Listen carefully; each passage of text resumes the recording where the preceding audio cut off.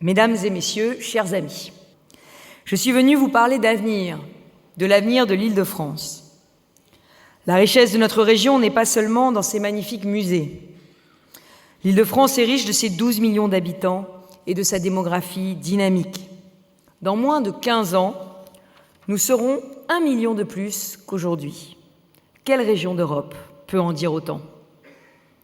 L'Île-de-France est riche de ses 400 000 entreprises et de ses entrepreneurs audacieux, de ses universités et de ses centres de recherche de réputation mondiale, de la Sorbonne à l'université Paris-Saclay, du Génopole d'Évry au futur pôle cancer de Villejuif et j'en passe.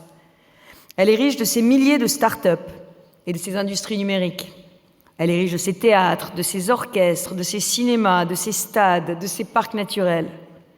Notre région a en elle une énergie, une créativité, une soif de réussir qui ne demande qu'à s'exprimer. Et je pense naturellement à son ambition légitime, que je porterai avec la maire de Paris, Anne Hidalgo, d'accueillir en 2024 les Jeux Olympiques.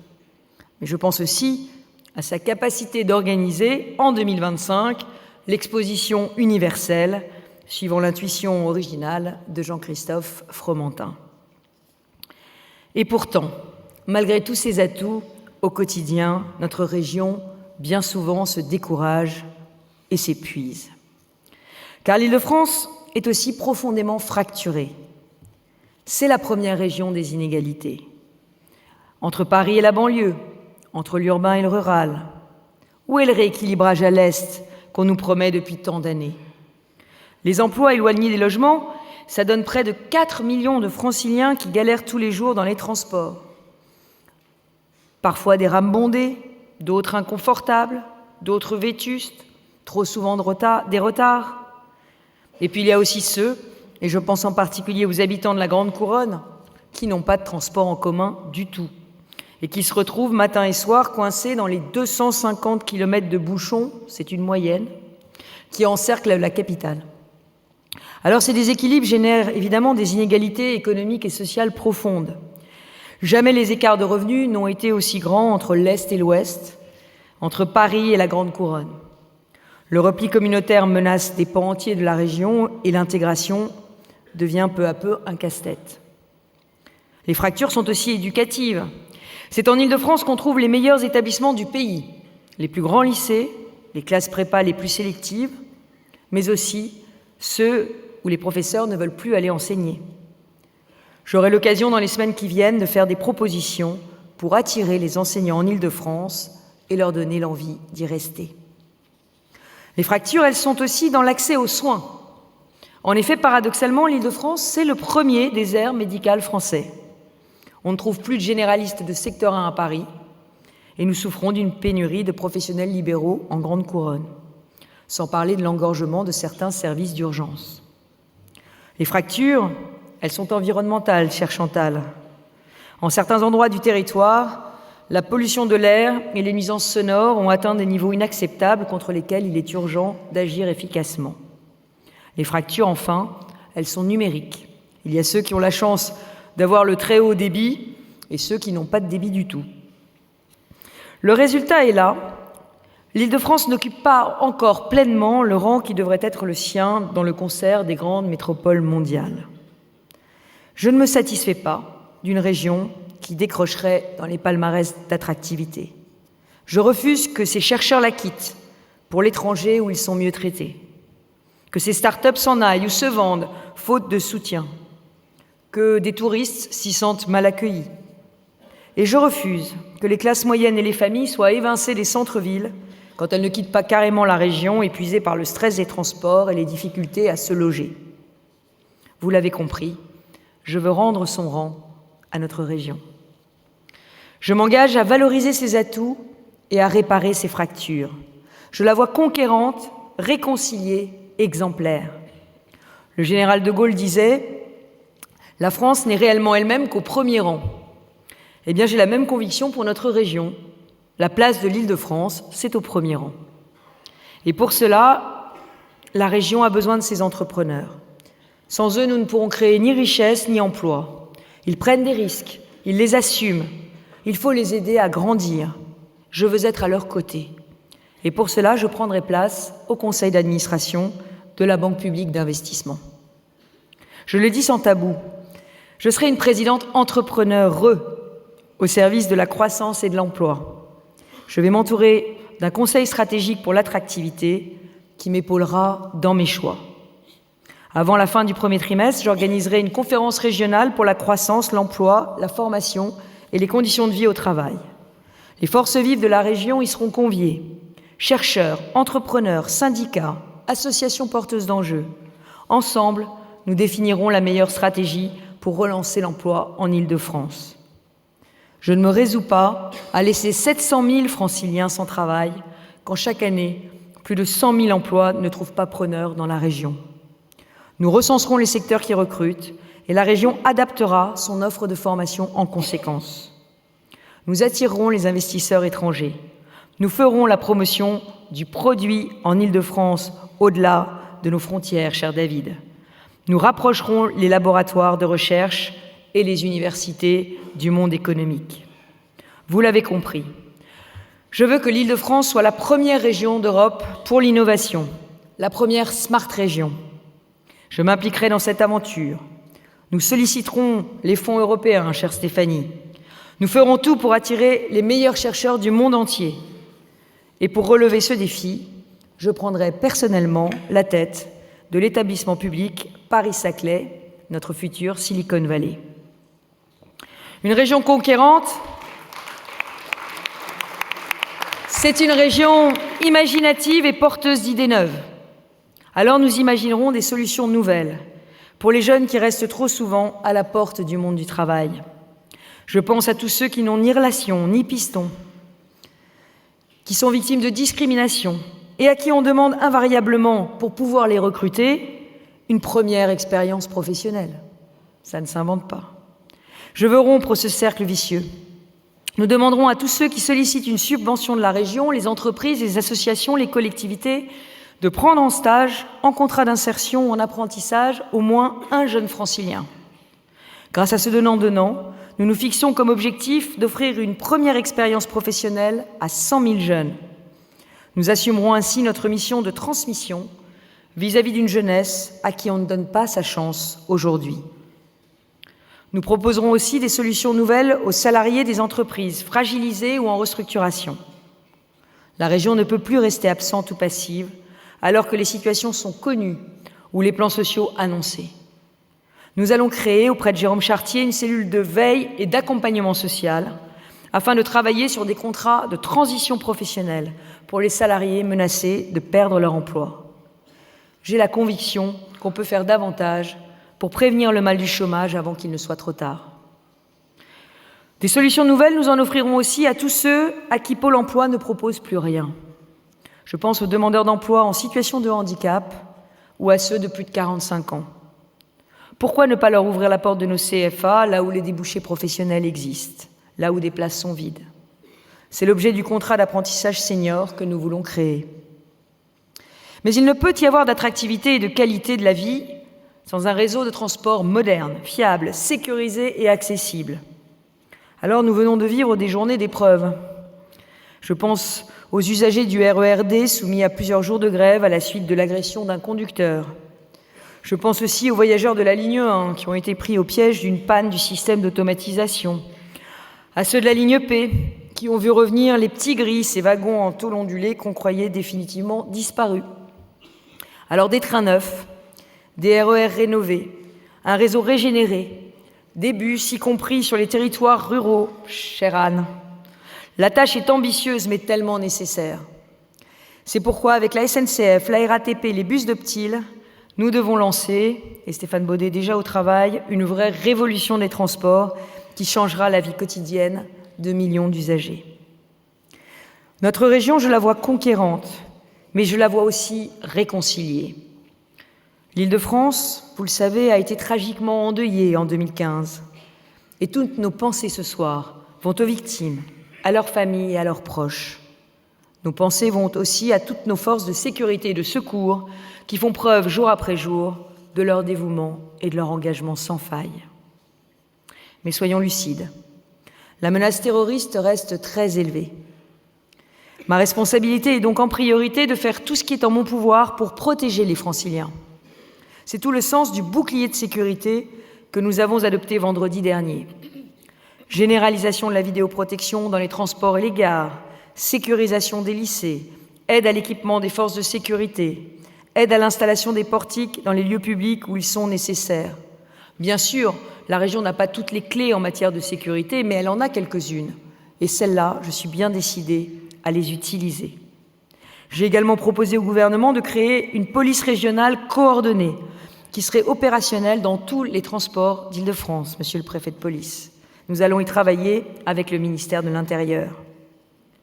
Et je renouvelle ce soir ma proposition au nouveau ministre de la Justice, que je sais plus enclin à la fermeté dans ce domaine, de signer avec la région une convention de partenariat, à l'image de celle que nous avons avec le ministère de l'Intérieur, pour l'aider à cofinancer les places de prison qui font tellement défaut en Île-de-France.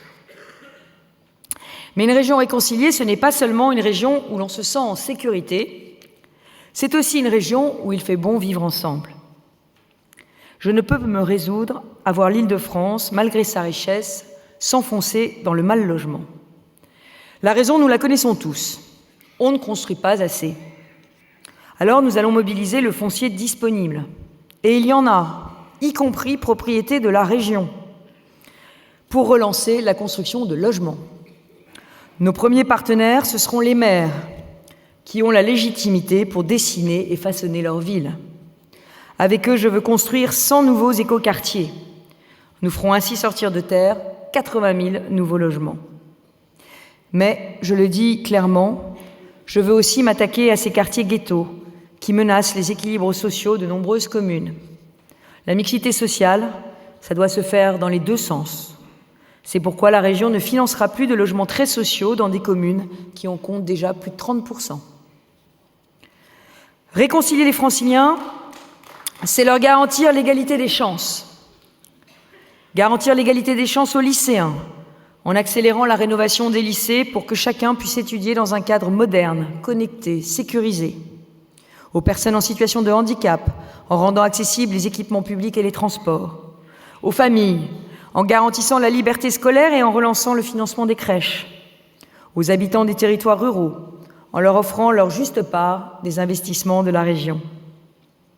C'est aussi mettre la culture à la disposition de tous sur tout le territoire régional. Je crois que nous n'avons jamais eu autant besoin de culture. Elle est le meilleur des remparts face à la barbarie, elle est le meilleur des ciments face au communautarisme et la meilleure arme contre l'intolérance.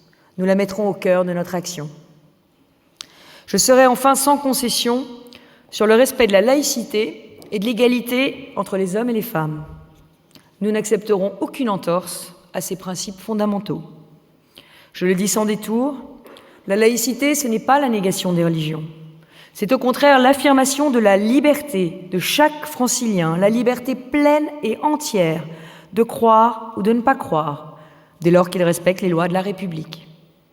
Ainsi, chaque octroi de subvention sera à l'avenir subordonné à la signature d'une charte, avec des engagements précis dans ce domaine. Je veux enfin une région exemplaire qui devienne la fabrique de nouvelles pratiques politiques. Des élus plus proches, plus économes des deniers publics, plus respectueux du mandat que leur ont confié les électeurs. Chose dite, chose faite. J'ai démissionné de la fonction publique. J'ai renoncé à mon mandat de député pour me consacrer exclusivement à l'Île-de-France. Et j'ai aussi quitté mes responsabilités au sein de ma famille politique. Je veux être la présidente de tous les Franciliens, à temps plein et sans cumul. J'ai engagé le Conseil régional dans cette rénovation de la vie politique.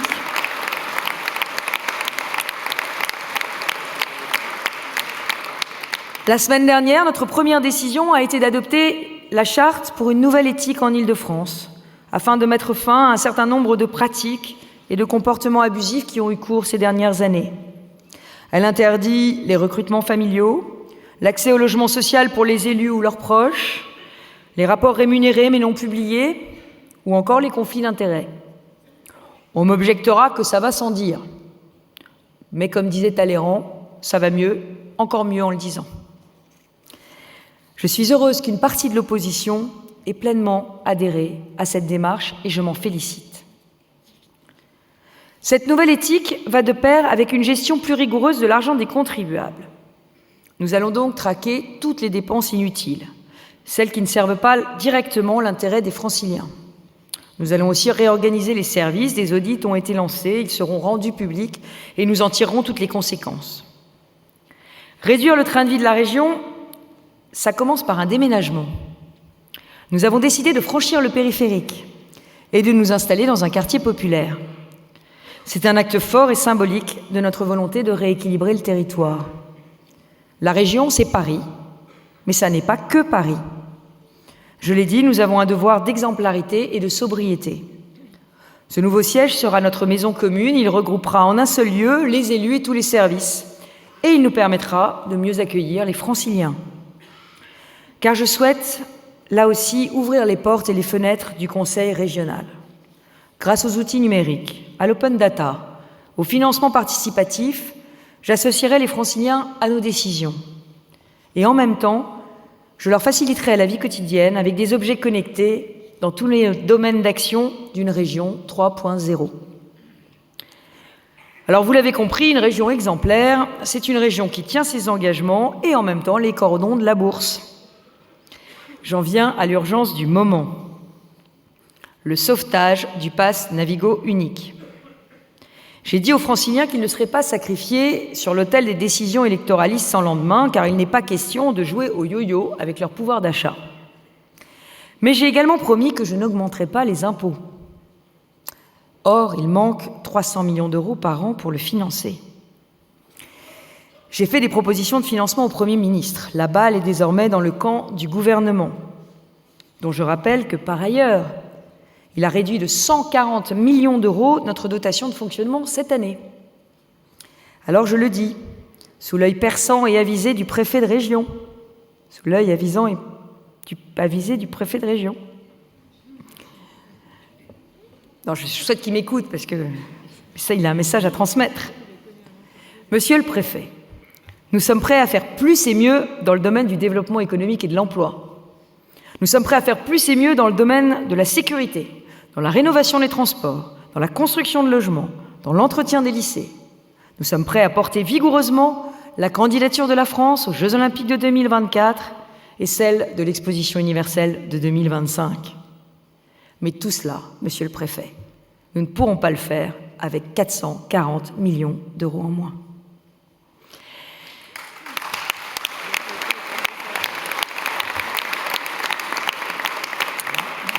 Mesdames et messieurs, chers amis, vous voyez l'ampleur de la tâche qui nous attend. Les enjeux sont considérables. Mais souvenez-vous, en 1962, pour la plupart de mes élus n'étaient pas nés, mais en 1962, quand le président Kennedy déclara « We chose to go to the moon », nous avons choisi d'aller sur la Lune. Eh bien, il ajoutait « Nous avons choisi d'aller sur la Lune au cours de cette décennie ». Non pas parce que c'est facile, mais justement parce que c'est difficile. Parce que cet objectif servira à organiser et à offrir le meilleur de notre énergie et de notre savoir-faire. Parce que c'est le défi que nous sommes prêts à relever, celui que nous refusons de remettre à plus tard, celui que nous avons la ferme intention de remporter. Alors il a fallu 7 ans à l'Amérique pour réaliser ce rêve. Eh bien, à mon tour, de vous entraîner avec moi à réaliser un autre rêve, notre rêve francilien. Nous avons 5 ans, non pas pour décrocher la Lune, mais pour décrocher la première place. Alors je compte sur vous tous, sur les élus qui ont la passion de notre territoire, sur les agents qui vont donner le meilleur d'eux-mêmes, sur le Césaire qui sera de bons conseils pour nous tous, et puis sur vous, nos partenaires ici rassemblés. Et je n'ai qu'un mot à vous dire, comme on dit dans la première région aéronautique de France, embarquement immédiat. Et en attendant de vous revoir très bientôt, je vous souhaite à tous et à toutes une bonne et heureuse année 2016. D'abord la santé, sans laquelle tous les autres vœux sont vains, et puis évidemment, pour vous et pour tous ceux que vous aimez, tous ces petits bonheurs qui font une année réussie. Bonne année 2016.